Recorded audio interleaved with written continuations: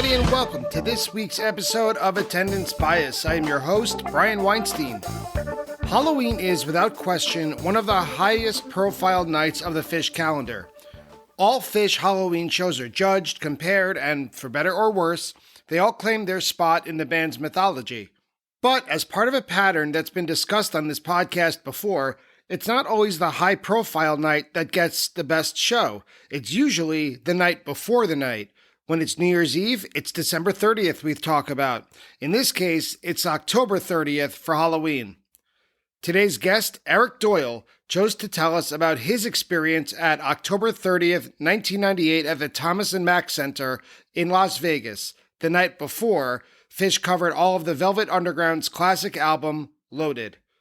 While that 1998 Halloween show has its supporters and its detractors, the night before should be celebrated for its combination of factors that make it one of the best representations of 1998 that Phish had to offer.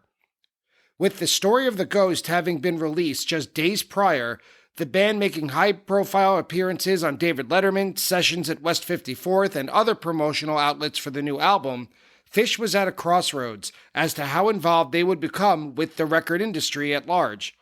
History has explained that part of the Phish story, but with mixed mainstream success at the time, no one was sure what would happen. All of those aspects were apparent during this two-night Las Vegas run in 1998, but it didn't stop the band from delivering a killer show on the night before Halloween. So let's join Eric to talk about Phish's history in Atlanta, Fishman leading the way, and more as we discuss October 30th, 1998 at the Thomas and Mack Center in Las Vegas. Eric, welcome to Attendance Bias. How are you doing this afternoon? I am fantastic. Thanks for having me, Brian. My absolute pleasure.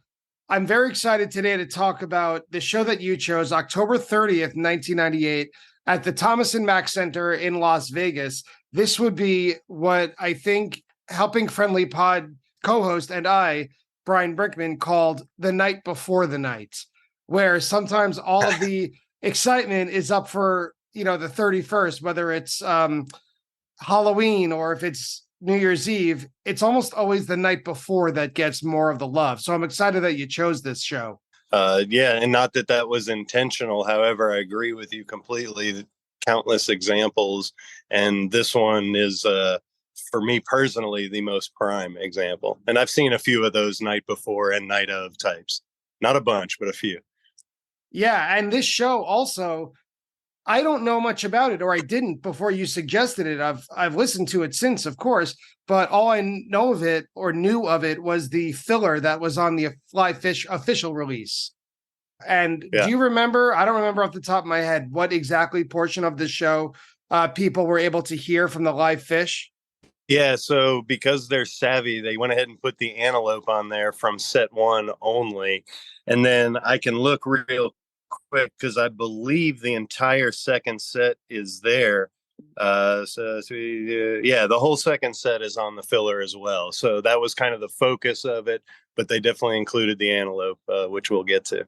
Great. Yeah, and I can't wait for it. This is a killer show, and we'll get into the overall thoughts of it. But before we get to it, let's hear about you, Eric, as a fan with the Attendance Bias Lightning Round. Attendance Bias Lightning Round. When was your first Phish show, and what do you remember from it? June 15th, 1995, Lakewood Amphitheater. So I grew up in Atlanta. I was 16 years old. Man, I've got the coolest older brother in the world. Shout out to my Brian. He's the reason that I got into all this great music. And what I remember from it, definitely the opener. I was the reluctant deadhead, who was about to go see his final couple shows. I only saw 5, but definitely had the reluctant deadhead vibe when I went as a young man. But we had really good seats, probably 5th or 8th row type seats. And the My Friend opener was very evil. Which is fun. And then that was the I Didn't Know, which is super slow, and Fishman plays the trombone, and it's very, very trippy. I don't know if you've ever heard it, but I definitely remember that as being a weird moment. 95 was kind of a crazy year for them. Yeah, you never knew what you were going to hear in 1995, other than maybe A Day in the Life as an encore. You never know like what you were going to see, like what antics, whether it was going to be acoustic army or I didn't know with a trombone segment. Things were all over the place. I think they were also figuring themselves out that year.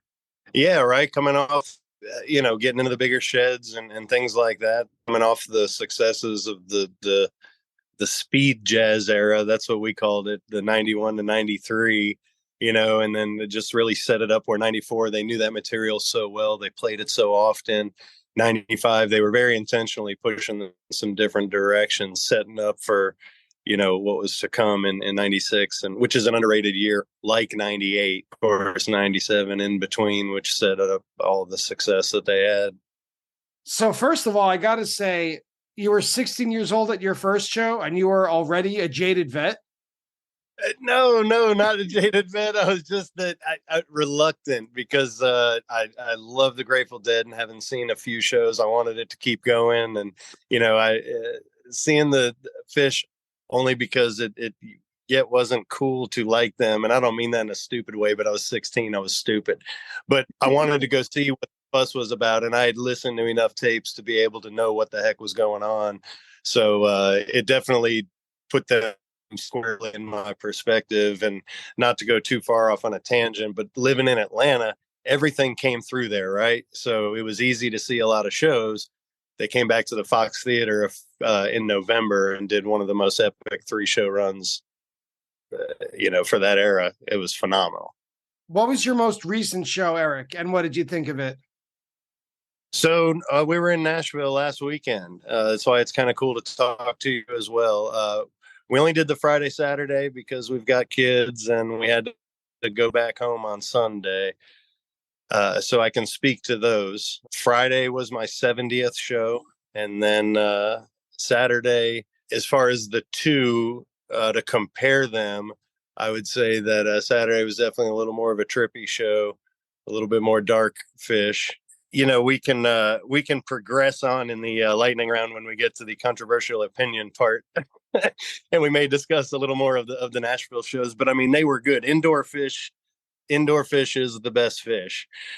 Not to jump any more guns, but like, I don't have an answer for favorite venue because as long as it's indoor, I could name a bunch: Charleston, Hampton, ones that don't really exist anymore that I used to go see them on. But in Nashville, they had the full lighting rig, and as it stands, the lights have become a huge part of the success of the 3.0 and 4.0 era. So that was exciting to see the whole lighting rig there in Nashville. And I'm not trying to put any credit on me, but I did call that Julius opener at about 5 o'clock on Friday. So I nailed it. Nice. Well done.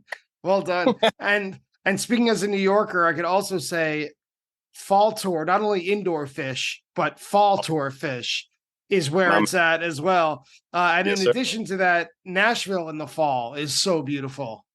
Stellar. Yeah. Early fall, right? Yeah. So the weather was great. The town's good. The vibe was good.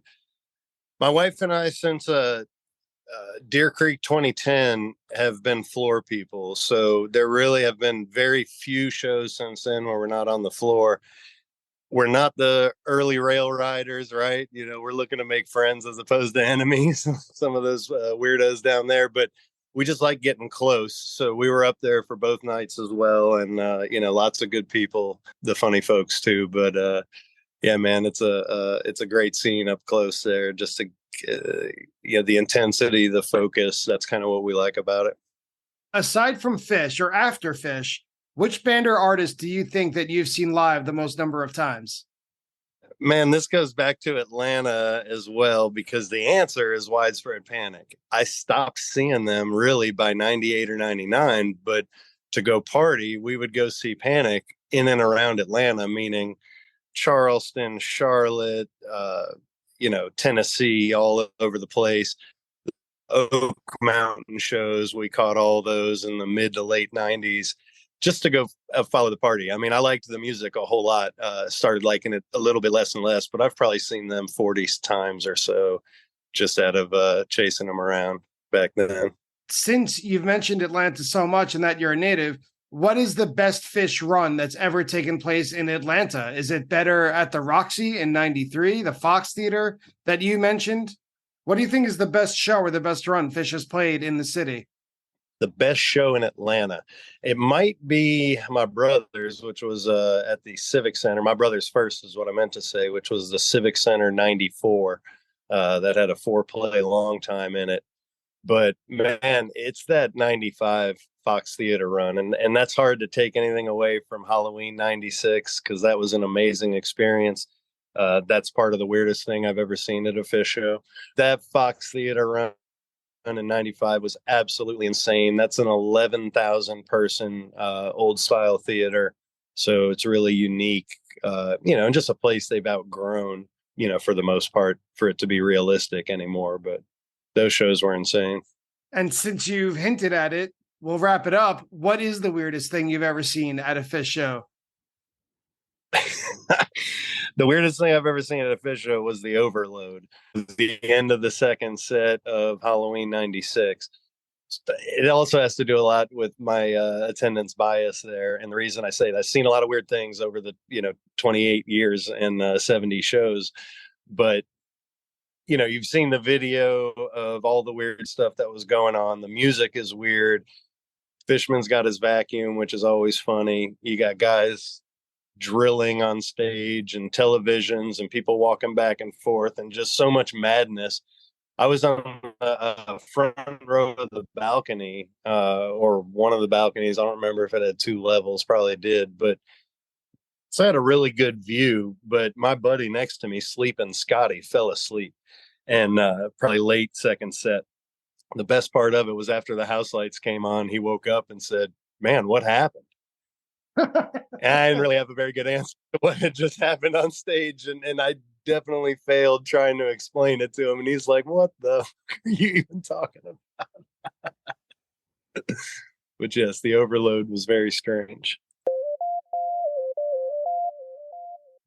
When was this show played?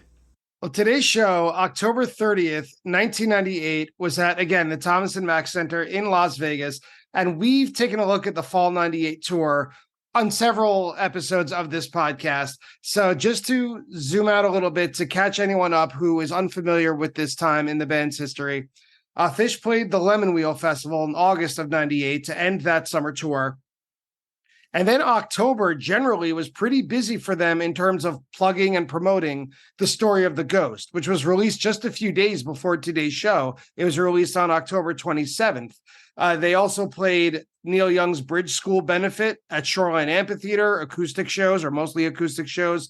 They played a show for David Byrne, of all people, speaking of the overload, on a West Sessions at West 54th, which was later broadcasted on TV. They played Birds of a Feather on Letterman, and then they properly kicked off the tour on October 29th at the Greek Theater in Los Angeles. So that brings us to the Thomas and Mack on October 30th. And what I know about this run is almost all the Loaded set, the Velvet Underground set, which is what I imagine most people know of it. And this Halloween run, and correct me if I'm wrong, kind of has a different mythology in my mind as I've read up on it. It seems that 94 was this huge undertaking, a burst of joy and excitement, like the band and fans together saying, "Can we really do this? Can we play a double album?" And the audience, "Can we really sit through a double album that ends at 3:30 in the morning?" 95 Quadrophenia was this triumphant year of the ultimate arena rock record. And when Phish was almost all the way exclusively to the top, they still played smaller venues, like you mentioned, but they were on their way. Their ascent was very clear.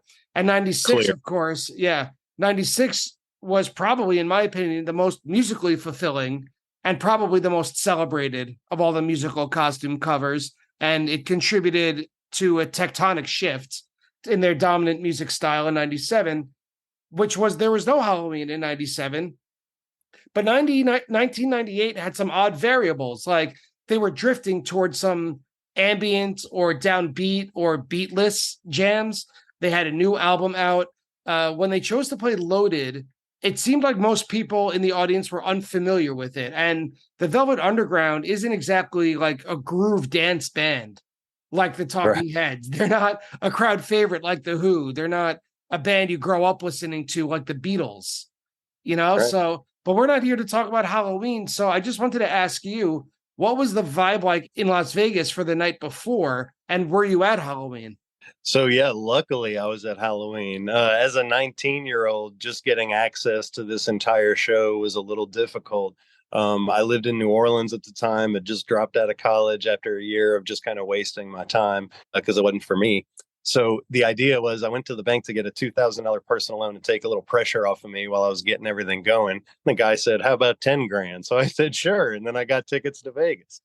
So hop off the plane, meet my buddy, and we're off and running to go secure our tickets from the ticket broker, that we had finagled them from. You may remember those days. I don't even know how we got hooked into that, but whatever fell through, and there we were.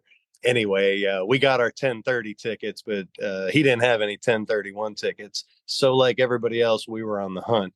Shout out to Loaded Luke, because this guy does not miss out as far as if he needs something from the lot. So we split up on 10:31. We met back up, and he had 2 tickets because he's just like that. I had nothing but fear. Thought I was going to miss the show like everybody else. That's the difference, though, man. The where 10:30 shone, where it was such a great show, 10:31 had so much pressure built in. Not only everybody that got shut out, you had a bunch of bigwigs and executives inside taking up all the seats, people wearing suits, people that didn't belong. It was probably the edgiest Phish show I've ever been to by a long shot. What do you mean by that when you say edgiest? Well, I think that you can hear it in the music, man. Nobody really knew what to think about the album selection. I think the band realized it was falling somewhat flat because it was not the party that we all wanted it to be. The first set is far and away the best stuff. That Wolfman's Brother doesn't do it for me personally. There was, it just seemed like they couldn't find their footing in anything, both song selection for a vibe, the album itself, and then the third set, which was just entirely forgettable for me being there. And I'm curious about Las Vegas as a city in the mid 90s, or the late 90s in this case. I went there on like a family vacation in 1996. And the edgiest thing my family did was we went to go see George Carlin, who was doing a residency. Yeah. So I guess maybe it was just the difference between 10:30 and a family type show where everybody got in, and then 10:31 where nobody could get in, because those executives didn't give a crap about going the night before. And that was it just was so commercial with the album having just come out. It was like the first time I went to Hampton in 96, and there was a huge traffic line, and it was the only time I've ever missed an opener. And I was just pissed off about how big the scene had gotten that quick. You know what I mean? So same kind of thing in Vegas. It was like, oh man, now they're really big. You could just feel it. Before we get into the show itself, let me ask you, why do you have attendance bias toward this specific performance? Why pick this show? It's got all the elements. So when I say that, a great Phish show has different things, not just the different genres of music that they play, because that's always present, but song debuts, humor, ambient jams, rarities, bust outs, meaning behind the show, because this was at the time understood to be the 15th anniversary. The humor and Freebird, a debut in Chicken Shack, a bust out or a rarity in Long Cool Woman, which was obviously funny too. The ambient jams, the emerging Phish sound. It had the snarly Wilson. It just had it all, man. It really had it all. And the playing was top notch. Set 1. Well, let's get into it. Set 1, as you just mentioned, opens with man. Wilson, killer opener. The dark strumming part, like 3 minutes in, it's so nasty, and you could hear the crowd get into it. I don't know if it comes through on the soundboard recording, but on the audience recording, everyone is ready to go. It's someone like just pulled a pressure valve, and the audience is allowed to join in. There's like guitar soloing at 4:15. It's toward the end of the song before the blat boom part. To me, it kind of sounds like a hint of some of the jamming we'd hear later, or maybe even in set 3 of the next night.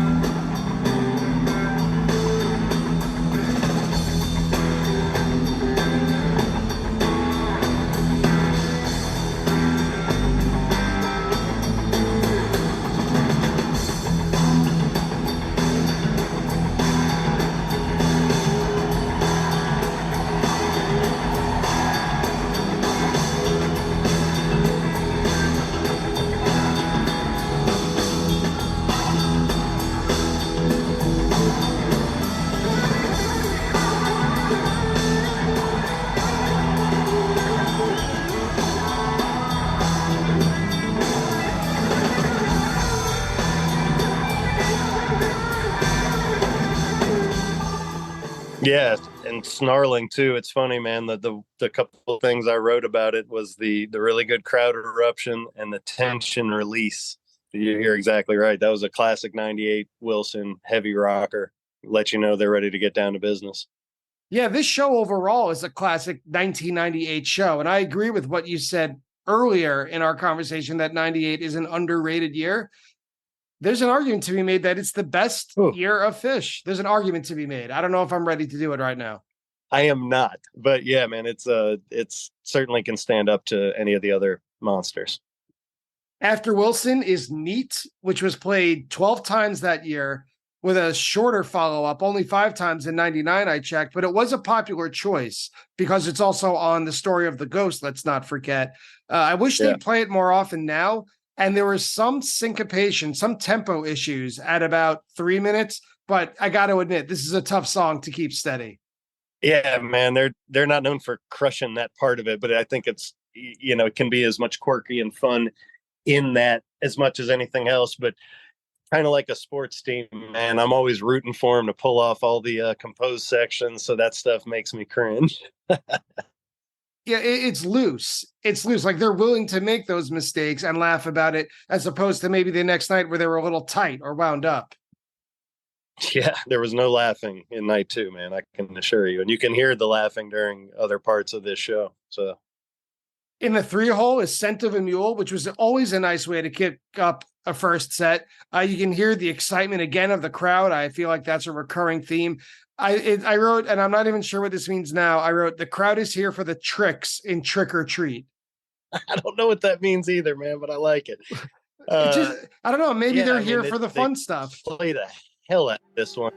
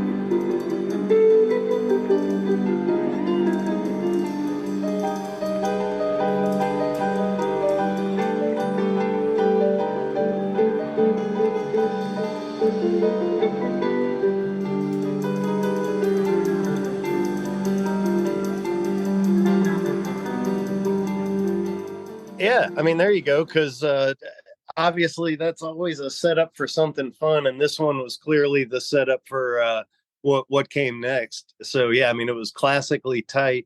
If you had a really keen ear during the show, you may pick up that the beginning part of the jam wasn't as much solo Page as the rest of the band sticking along with him. So when it finally melts out, Chicken Shack starts up, and then we're doing one of those elements that we just talked about, the debut. So Back at the Chicken Shack from Jimmy Smith. Yeah, I'm surprised it's a debut, actually, when I was listening to it. It sounds like a million other jams that they've played. It seems like a song, or at least the riff, that would have found its way into Phish's repertoire sooner than 15 years in.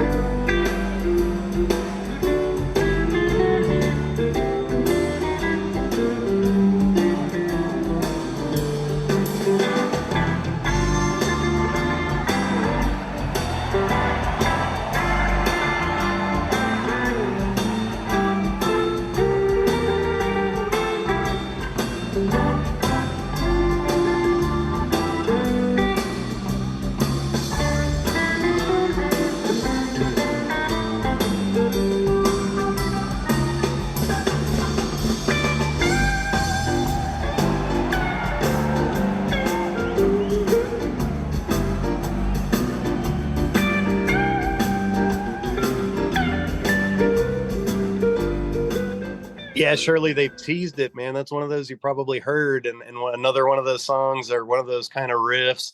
I mean, it's very much a standard. So, yeah, they've probably played it on stage in some fashion before actually, playing the whole thing. But yeah, they made it fun. Actually, I looked it up. They actually played it at the sound check at Lemon Wheel. So now it makes a little more sense. And then they would play it again once more in 98 in Greenville, which was on November 18th, later this tour. And then they go back into Scent of a Mule. Like, this show sounds like fun with everybody clapping along. I wish I were there. Yeah, it was just kind of I mean, I love Scent of a Mule. I just think that's about as fishy as it gets, right? It's a welcome part of any show for me. And Trey steps up to the mic and he says, quote, "They tell us that this is the exact day of the 15th year of us playing together." So that then they play another quote, "First song that we've ever played." And they play Long Cool Woman in a Black Dress. Although this would be proven to be the wrong date, right? A couple years later, it would turn out that it's December 2nd. Correct. Yeah. It didn't ruin anyone's fun because it was, all the chatter in the lot beforehand. Not that anybody needed any extra excitement, but it's another one of those things, kind of like the 2001 show that we had in Nashville on Saturday. Everybody knew it was coming, right? We just didn't know when. So when the band started kind of spacey dripping in, the floor, we started buzzing quick saying, all right, here we go. So it's always fun as part of the whole overall thing when the band confirms, what's going on in the community as well. So yeah, that was fun. That was cool. It was for them to come up, recognize it, and then do something quirky like that, followed by the joke of them restarting it, everybody laughing. That was top-notch Phish, man. I also like the joke at the after they did the whole restarting when Trey says, "That's a much better reaction than the first time we played it."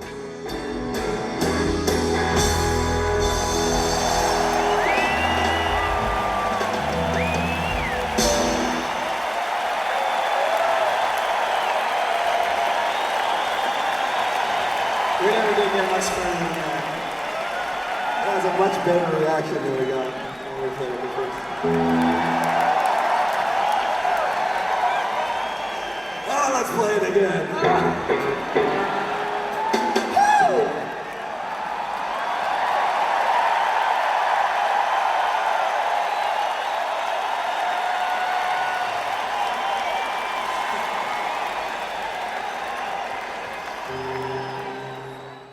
Yeah, man. And then you get the really cool Fishman does his two snares, and I think that's Mike that steps up. So you get the do whoo, and I mean he just crushes it. That's our boys, man. That's good stuff. Yeah, they're having so much fun. It's apparent in everything that they're doing at this show. Run Like an Antelope. I have my notes, but I want to hear your take on it before I say my timestamps. Man, so here's a song that, the sports fan in us, right? They got to hit the big lick at the beginning where Trey, peels in, and you got hit at the end with the big finish, right? Because sometimes it's a little miss. So all those elements are there. You end up with, not to call it a standard 98, but that's a huge compliment because 98 was tight, it was creative, and it's, a lot of tempo, and it's aggressive. It gets to a pretty cool place quickly, not to jump through that too quickly, but it gets to a really neat ambient thing. Trey put down an effect and he ended up swirling it around the Coliseum. It was going from one channel to another. And that's why I'm glad they picked it up on the live Phish, because the audience doesn't pick that up nearly as well. But it was really, I wrote in my tour journal, which got lost at Deer Creek 2010, but I had in quotes, I called it the warm cheese effect. Kind of like you wrote with the tricks thing. I don't know what, but having heard it, what do you think? Does it kind of sound like that? And it's just a really cool passage, very fishy, very trippy, very fun. It is very trippy. There's a lot of different segments to this. Like there's some tension at about 6.5 minutes. And then I wrote it eventually dips back into the usual Antelope progression. I think this part at about 8.5 minutes, I wrote that there are some odd guitar tones. That's probably the same time that you're talking about.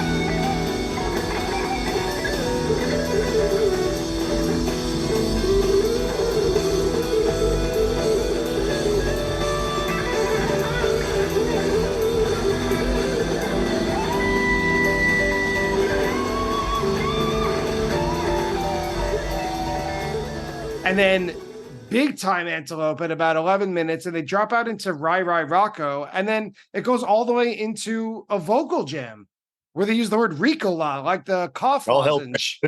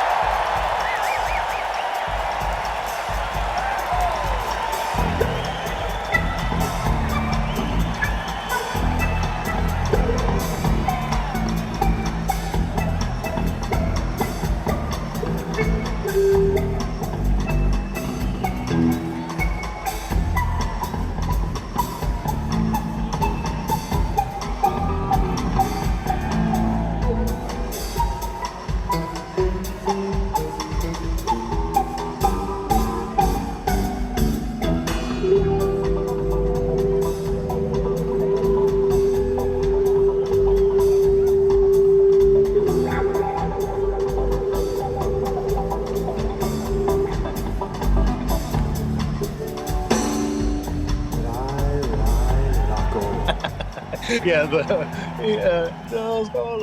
I don't even remember what they're yelling. Man, that's where, I mean, chaos, right? The lights are going, that's all swirling from side to side, and no one even knew what was really happening. We were just waiting to come out of it, and the way Fishman, kicks it in, and everyone sort of melts forward to it. Man, it's unique and just a classic version.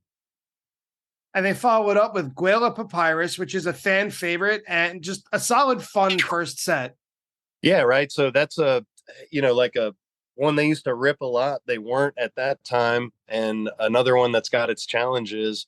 But from what I recall, and I didn't listen to that one back as well, but pretty dang well played, considering the difficulty. And then speaking of fan favorites, right, after the Rip and Gula right into Lizards. So I wrote, when they started the Lizards, I wrote, this is the best first set I've heard in a long while. And I saw them, I've seen them 11 times so far this year. Nice. That's awesome, man. I'm glad to hear that. You kind of mentioned when we first started talking that being aware of the shows and that you were looking forward to listening, knowing 98 rocks like it does. Man, there's not much that misses in that first set, right? Heck, that first set's sort of a microcosm of the It's Got It All thing, right? Because with that Antelope, you could even consider that ambient. Yeah. Oh, yeah. Yeah. Antelope is not straightforward. You recognize it as Run Like an Antelope, but the jam and the experimentation that they can do still, but they don't really do anymore. 98 had it all. It really had it all. And there were parts of 1998, the more I listen to it, the more I love it. I feel like it's the more I listen to it, the more I've missed. There's more to discover. Yeah. Yeah, that's a good thing, though. There were a ton of shows played, too. So there's definitely lots to discover still. And they closed the set. We're already at the end of it.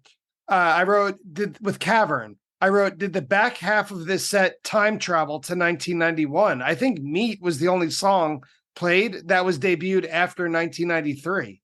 Yeah, and if you did some charting on the numbers for average and was able to use the first song ever played, you'd come up with a winner, right? For the stat geeks and all of us. But yeah, that's well said, though. You're right. I hadn't really looked at it through that lens, but you can't deny it. There it is, right? Meat being the only one, and pushing the new album, which came in heavy doses, soon thereafter. Good point. Yeah, Birds of a Feather was all over the place in 1998. I know it was the single of the Story of the Ghost. I put that in quotes. It appeared on Dawson's Creek for about 10 seconds. But big thing.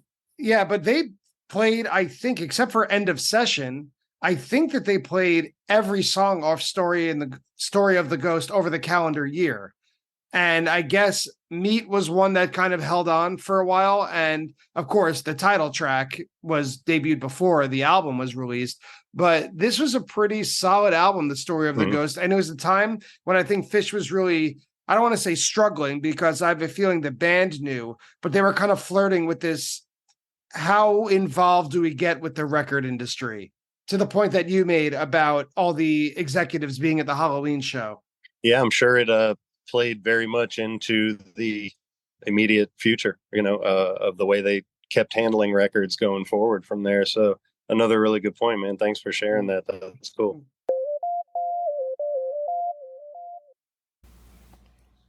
Hi, everybody. Brian here to welcome you to the set break of today's episode of Attendance Bias.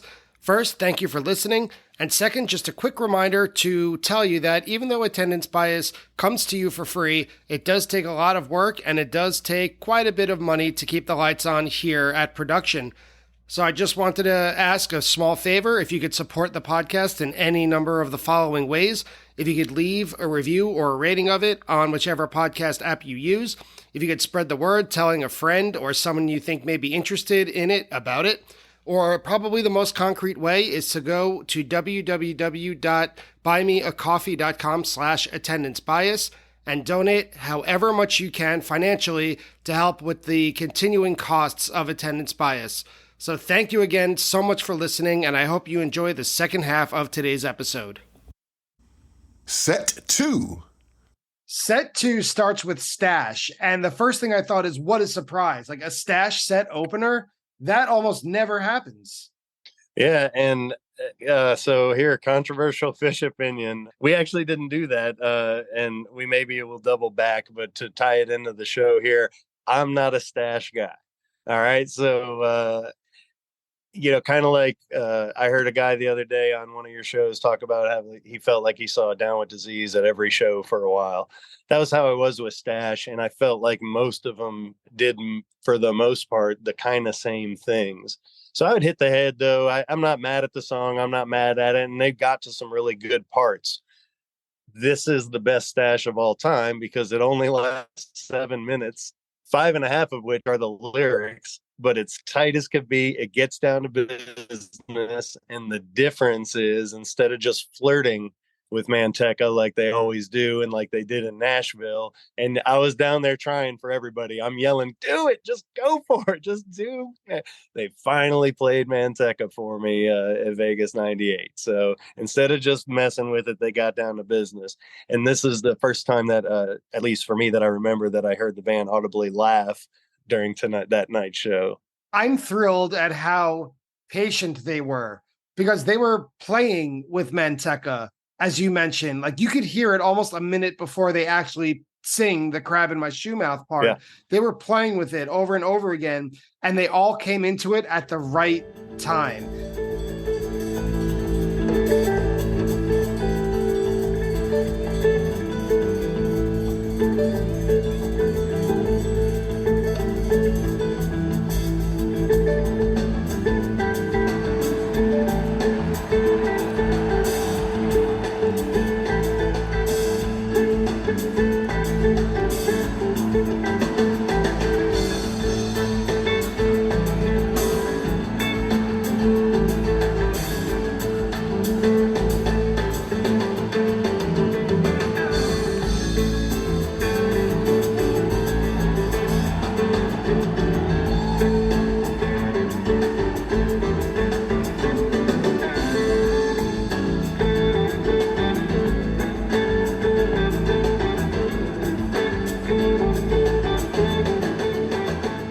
They didn't stop the whole song of Stash. They didn't stop the jam. They just kind of almost like they were sewing, and they inserted Manteca into Stash. It's so well played, even though it's kind of a silly joke, but it's done extremely well. And I noticed like there's a little jam during Manteca. Like the background music behind Trey's melody to me sounds very 1998 in a mushy, flowy, chill way that's not aimless, but it also doesn't have a tremendous amount of direction either. Wow, man. Yeah. So, we're now at the part of the show that I'm more intimately familiar because of the quality of the playback and all those things. So I definitely agree with what you just said. And I think, that Manteca jam just sort of supplanted what's normally the Stash jam in a lot of ways. But you're right. The Stash immediately gave way to what was clearly should be Manteca. And a lot of times that jam sets up, but they just went ahead and they grabbed it this time. The laugh when they sung it, and then the jam afterwards is pretty stellar, and it really sets up nice as it starts to melt away. You could almost tell, I know they have communication on stage, and sometimes there are nods and things like that, but musically speaking, everybody knew what to do next, crowd included, and you can sort of hear it as they melt out of that Manteca. Yeah, and anyone listening who's not yet familiar with the show, they melt out of Manteca right into Tweezer. It's not exactly, as Eric kind of intimated, it's not quite a turn on a dime segue like they would during those speed jazz days, but it's more of like poking out from underneath, and then Tweezer just starts and takes over. Nailed the intro. Johnny B. Fishman does all the right things with the hi-hat on this one. And, I'm careful about doing the old school thing, but it has structure of an old school tweezer, including the slowdown ending, especially also after the Uncle Ebenezer, which is one of the tough sections that they normally will flub.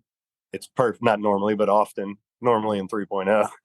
It's perfectly executed, but also I remember that Fishman does an open hi-hat for a few measures.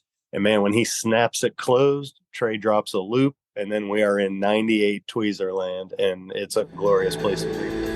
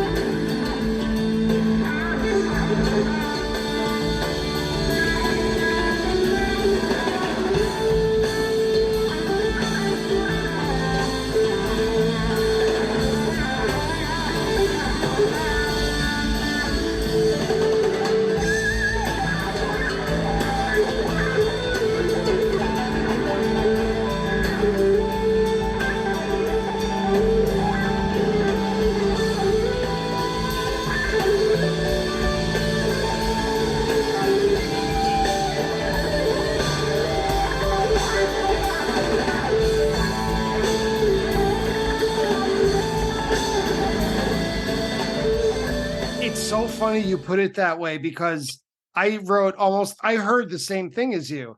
I wrote that by his hi-hat around 5.5 minutes, Fishman wants to keep the tweezer vibe going. You could hear him play the drum part for tweezer, but Trey is more, and I put this in quotes, siren-y. Like he wants to do more washes of sounds and sirens. But Fishman keeps the beat going rock solid. I love that. It's so psychedelic, but also there's a backbone to it. It's very representative of the period. Yeah, Fishman made a lot of calls, man. He actually makes the call.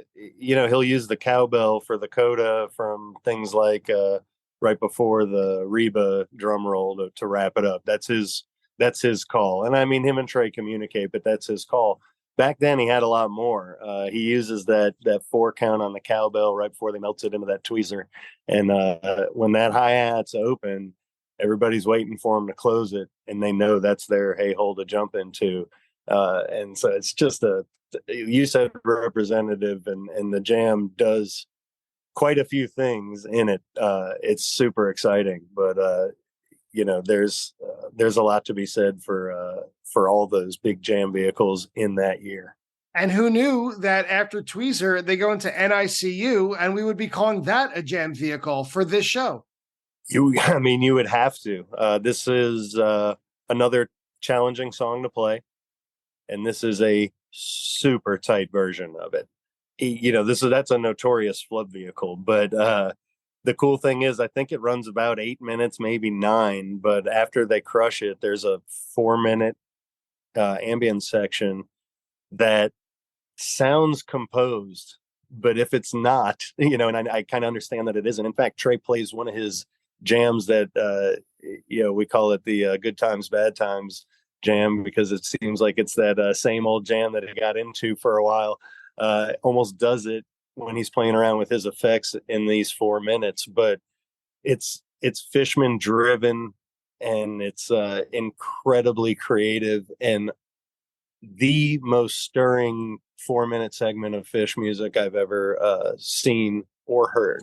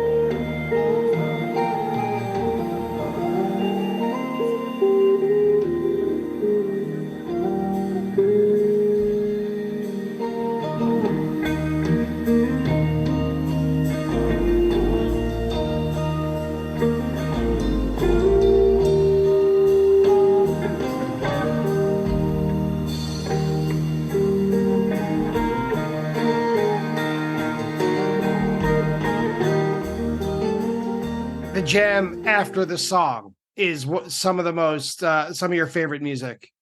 That's exactly right. Yeah. Yeah. Once you will no longer recognize NICU, but it plays as the back half of the track on the album, on the recording. Yeah, take it as you will. I described it as almost like a child's nursery rhyme. Very pleasant planetarium Phish. Planetarium Phish. Wow. Thanks for that. I'm gonna box that one up, man, because that's pretty awesome right there. Yeah. I'll take that as a compliment for something that I consider to be my. It's just such a spontaneously beautiful piece of music, and that's to me a crowning achievement, and for those guys. Yeah, I would suggest this whole segment of Tweezer through the NICU jam is probably my favorite segment of the show. Yeah, not to call a tweezer the best part of it, right? But it should be, and that's okay. The nice cherry on top is that you're including the NICU, because you're right. There's a pretty jagged break right after that, isn't there? Yeah, there is a pretty jagged break, although not as jagged as it would be in 2023. They play Prince Caspian. And, I had the thought, everyone, including me, talks about bring back the slow build Piper, but everyone forgets the slow opening to Prince Caspian. They shouldn't, because what you get in a slow opening Caspian usually is a pretty quick rocker. And that's what you get in this one. And that's a really good segment, or a good way to segment out that song. Yeah, it's led to some great jams, and I'm not here to badmouth it. We can all agree, though, that Caspian went back into Tweezer. We don't need to get any further on from the whatever festival that was. But Caspian's a great song, and this is a good rendition. But yeah, it's not a 3.0 or may go, oh, cool, how long? Was that a 20-minute jet? No, not like that at all. Yeah, it has a history. Prince Caspian had a past life, and it wasn't called Fucker Pants for nothing. But this is a good one. That was the Fucker Pants. Yeah, there you go. Oh, Fucker Pants. I love it. That's awesome. That's so stupid. And they already closed the set. We're already at the end of the second set with Golgi Apparatus, which is a good show closer, classic energy pumping rocker. Not always on point, this one, but who's complaining by now? Yeah, this one just felt good, man, because I remember going, I really felt like it was a great choice. And again, the sports fan in me was nervous. Every time this one starts up, I'm nervous. My favorite Phish song is Taste, and it's just been a disaster for the most part. But I was at Walnut Creek in '97, and that's why it's my favorite Phish song. But aside from that, Golgi is a song I absolutely love, but they blow it a hell of a lot more often than not. They didn't blow this one. It's just got a few, little snags, but they wrapped it up, and it was the right way to wrap it up. They needed to get off stage to set up what came next. Yeah, the encore is, I don't know if I want to say the word beautiful. That doesn't feel right, but it is oddly meaningful and really fun to see. It's Driver And then Freebird. I remember when I saw them on December 28th, 98. So just about 2 months later, the band set up a mini acoustic stage right in the first set and played 3 songs. They played Driver, Sleep, and Albuquerque. And that was the first time that I heard Driver. And I thought, this is such a fun little song that it's almost like a children's song in a way. You know, it's almost like something that Silverstein might write or Roald Dahl might write. Oh man, it's a great song. And so for me at that show, it was my first time hearing it as well. I felt like the driver that night. I kind of had a good feel for what was coming next, what was going on. They didn't make it hard on you, right? Especially when you got to the second set. You know, there was a lot of we were all on the same page, the whole crowd, and that's part of why it was such a great show. But there's no doubt that the driver is a cool way to wrap it up, a cool little story to tell when you're listening and you have a good crowd who's attentive. It made that one really fun. And to wrap the whole thing up, Freebird. I've seen them do this live. I think it's the most fun a cappella song they do. And if you didn't know about it beforehand, this probably would blow anyone's mind. What was your reaction? Do you remember?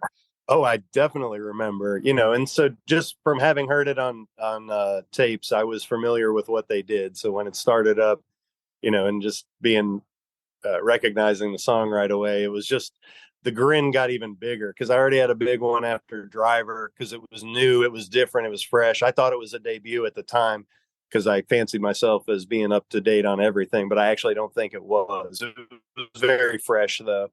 So I didn't know what was going on beyond that. And I was just smiling, knowing we had one more song coming. Will admit a little bit of disappointment when they came up to the mic because, you know, I was like, well, maybe there will be a third encore. Quickly realized there would not be a third encore because you don't follow that ridiculousness. And it was absolutely perfect as far as a choice. And like you said, if you didn't know about it or anything else, just hearing it is hysterical. Yeah, they had matured beyond that for the most part, but talk about getting the rust out of being goofy before having to go in front of the suits the next night. So it all made so much more sense in retrospect after seeing the Halloween show on 10/31. Well, Eric, thank you so much for taking your time to talk with me and share your story with the audience about a show that seems to have everything. Sense of humor, like you said, debuts, old school favorites, covers. It's on an auspicious date, you know, in the band's history, supposedly at the time.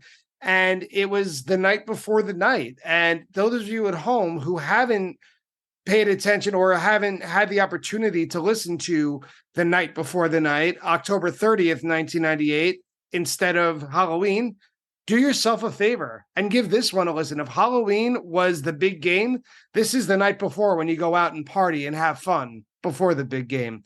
But Eric, thank you so much for adjusting your schedule and taking the time to tell us about it. Oh man, you're welcome, Brian. Thanks for having me. It's really fun. Appreciate you. And that's it for today's conversation with Eric Doyle, but we're not done yet. It's now time for the attendance bias fact check. Attendance bias fact check. Eric's first show, June 15th, 1995 at the Lakewood Amphitheater, features a ridiculous version of I Didn't Know, which Eric describes, but words can only do it so much justice. The David Bowie in the second set also has teases of Rusted Root as the band chants Send Me On My Way throughout. Eric rightfully takes a lot of pride in Phish's history in Atlanta and repeatedly brings up the band's shows there from the Fox Theater in November of 1995. For the record, those shows were played on November 9th, 10th, and 11th, 1995, and were the first shows after the Halloween Quadrophenia run. Those shows are filled with rarities, teases, and amazing jams well worth checking out. This episode was recorded during Phish's Fall 2023 tour, and Eric's most recent show at the time of the recording was the Friday and Saturday Nashville shows, which were on Friday and Saturday, October 6th and 7th, 2023. To add on to that, the 2001 reference that Eric makes is because Saturday, October 7th was allegedly Phish's 2001 show, when they predictably opened with 2001. And finally, when discussing Prince Caspian and whether or not it went back into Tweezer for the Tweezer Jam, Eric is referencing the killer Tweezer and Prince Caspian from the 2015 Magna Ball Festival. And that's it for today's episode of Attendance Bias. I'd like to thank Eric for joining me today, Phish.net and the Mockingbird Foundation for everything they do and their help with the fact check, and Phish.in for the recording used in today's episode. If you enjoy Attendance Bias, please show support by visiting www.buymeacoffee.com/attendancebias and donating anything you can. You could also please leave a review and a rating of the show on your favorite podcast app. Thank you again for listening, and I'll see you next time on Attendance Bias.